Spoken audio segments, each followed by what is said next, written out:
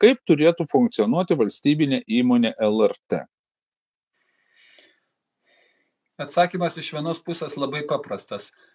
Mes su NAKU kažkadaise esam surašę ir į programą savo įrašę. Ir žinot, ką įrašėm?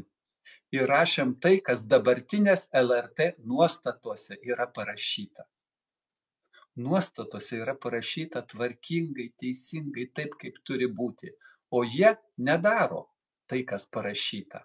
Nes vėl nėra politinės valios ir nėra mechanizmo, kaip priversti juos nemeluoti pirmoje vietoje. Informacija visapusiška. Ne propagandinius kanalus Amerikos transliuoti, o duoti žmonėm informaciją pateikiant iš įvairių kampų, leisti patiems susidaryti nuomonę apie vieną kitą reiškinį, faktą, įvykį. Kultūrinė programa LRT, man atrodo, visai nebloga yra dabar šiuo metu. Bet kas susiję su politinė sfera arba tai, kas užsienio ir vidaus politikoje, tai yra totaliai LRT atlieka totaliai propagandinį kanalą pagal tam tikrus užsakymus, o to neturi būti.